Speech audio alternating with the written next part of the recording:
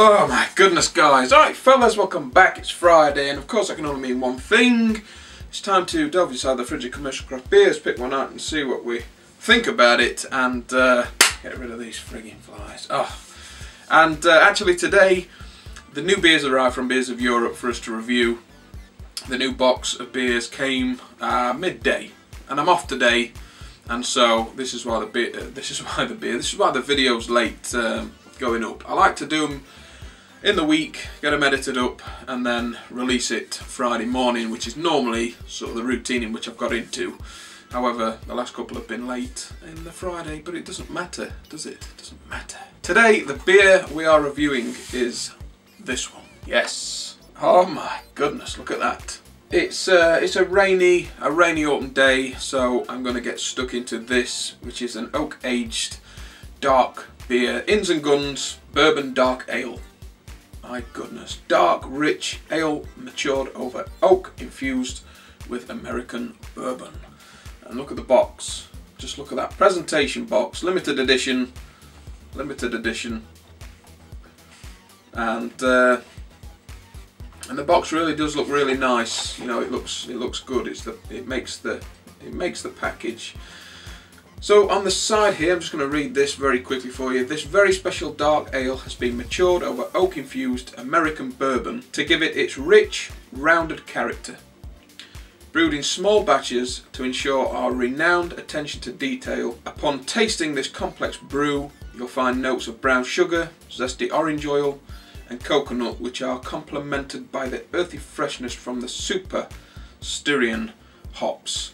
The rich, heady flavours of this beer, combined with a light touch of sweet vanilla and natural tang of spice from the oak, help to smooth the finish of this beer, giving it a velvety mouthfeel, leaving a long-lasting impression on the palate. So there we go, that's the box. Of course, it's all about what's inside the bottle.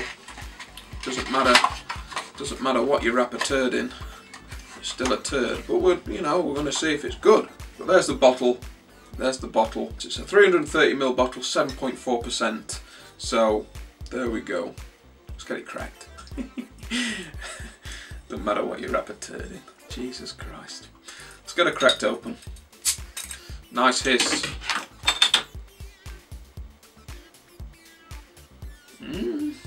Smells alright. Smells alright. So as always, guys, I'd like to thank our channel sponsors, BeersOfEurope.co.uk. They're the biggest online beer store in the UK. The selection is vast, covering the globe. So go and check them out. Let's get this out into this glass. Wow, the carbonation is fierce in there, fierce. It's really dark brown, really dark, rich mahogany brown.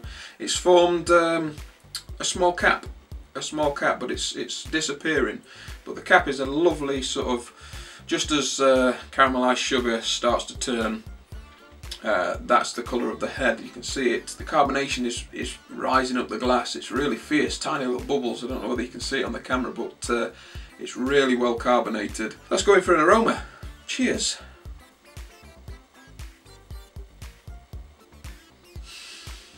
You know, I don't know entirely what I was expecting, but I was expecting more of the rich, indulgent aromas coming out of it, which you're not getting. They're not that intense as what I thought. But what you are getting is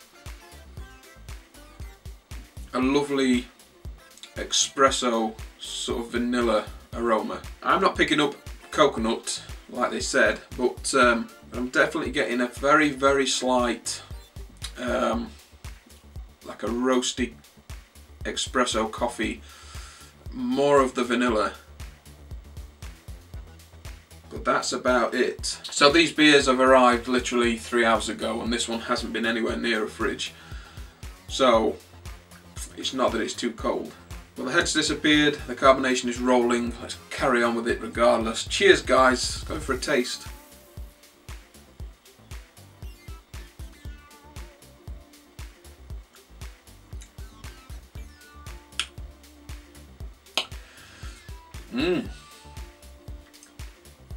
Wow. You know, what it's lacking in aroma, it makes up for in the flavour. it's it's hiding everything for the flavour. It's a shame that it doesn't sort of uplift it into the aroma, give you that full package, but it's definitely crammed full of flavours. I instantly knew as soon as I started sipping on it that this was going to be closer to what I'd envisioned. It started to coat the tongue and mouth. The mouthfeel is really rich, really indulgent. The carbonation is really, really strange. It looks like it's got fierce carbonation there. It looks like it's going to explode in your mouth when you get a mouthful of it, but really the carbonation is good. Carbonation is good.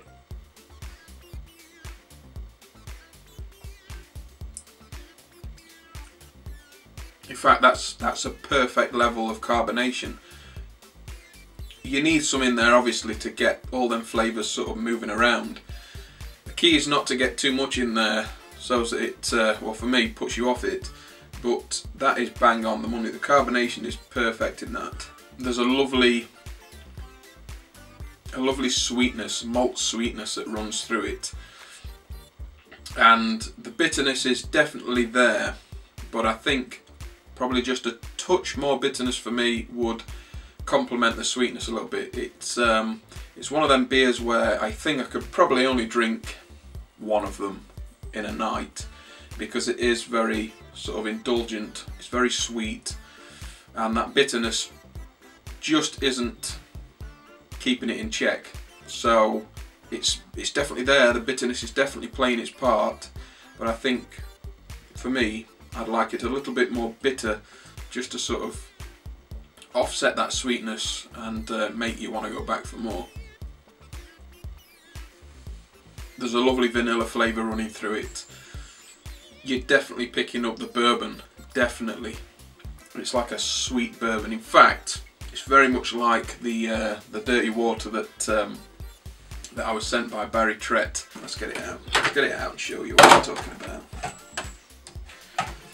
The flavour of this dirty water with a stick in it, because it's just water that's dirty.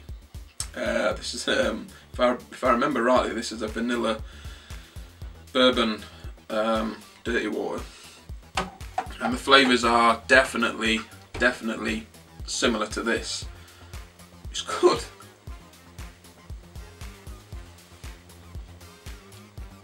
The coconutty bit of it I don't get. My palate just isn't picking up the coconut. Picking up a bit of a toasty malt, but my brain doesn't associate that with coconut. But that's just a personal thing. For me, is it better off or worse off for not having that coconut sort of flavour? No, I don't think it. Personally, I don't think I'm missing it. I don't think I'm missing it. It's not like I was like thinking, I wish it did have that coconut flavour, because that would have really sold the beer. I don't think for me it needs it, so it's just as well I'm not picking it up. It's just nice. It's just the same flavour running through from front to back. It doesn't alter at the back end. There's no off flavours or anything that shouldn't be there. It's just a nice, I always want to say samey flavour, which makes it sound boring, but it's not. It's good to have that first initial taste and it then follow on. You know, sometimes you get a taste of something, and by the time you've sort of swallowed it in the aftertaste, it's completely different. Whereas this is not. It's the same all the way through. I don't know what I'm saying, but it's good. And the big question about it. So the 7.4%. If I was handed this and someone said, give it a go and tell me where you think it sits on the ABVs, just solely on the mouthfeel and that sort of residual sweetness that's running through it, and the fact that it tastes of the bourbon whiskey, I would say yes, this one has got to be up into the high sixes. So you know it's a sort of a higher ABV'd beer, but you don't get any of that heat, you don't get any of that alcohol burn. It's hardly noticeable. The only thing that's giving it away it's this residual sweetness and this bourbon sort of vanilla that's running through it. The heavy mouthfeel where you think, yes, this is going to be dangerous if I drink too much. As far as the alcohol burn and the warming of it, that's undetectable. So you've done well with this one. This is really good. The way I sort of judge them is, if I brew this myself and I ended up with this, would I be happy? I'd be really happy with this. Keep having to remind myself that it's not a stout, so this style of flavourings, the flavour profiles that run through this would be fantastic with more roast and more intense espresso in a stout. It would absolutely be fantastic like that. And my brain's almost looking for them things because I know it would be good, and I'm not finding them. But I have to keep reminding myself that it's not a stout. It's you know, it's just a dark ale, and I think it's a good one. I think it's a good one. But anyway, guys, what do I know? It's just my opinion. Make up your own goddamn mind. And that is it, guys. That is it for the Inns and Gunns. In fact, we'll do it with the packaging. Do it with the packaging. The Inns and Gunns Bourbon Dark Ale. I like this one a lot. For some reason I didn't know if I would, but I definitely do. Definitely do. So of course, guys, I will leave a link directly to this beer on BeersOfEurope.co.uk. Limited edition, comes in this box, presentation box, which would be an awesome gift for the Christmas that's just coming up. So I'll leave a link, like I said, direct to the. I'll leave a link, like I said, in the descriptions to this beer on BeersOfEurope.co.uk, as well as a link to their main shop. Go and peruse their stock. It's vast. I mean, go over and just check the website out. I went over when I first sort of come across Beers of Europe and approached them to see if they wanted to sponsor the channel. Check the website out. It's just vast, man. It's just vast. They don't just do beers. They do wines. They do whiskies. They do bourbons. They do absinthe. They do sherries. They do brandies. They do ciders. They do it all, and in a vast quantity of it. That's the plug-in out the way. What am I doing? Don't forget to thumb up this video. It keeps us doing what I want to do. Don't forget to subscribe. There's a little red button down here that says subscribe. Click it, you won't miss out on what's coming up next. 7.4%. My goodness. Share the video, got it out there for all to see, and until next time, guys, I'm out of here.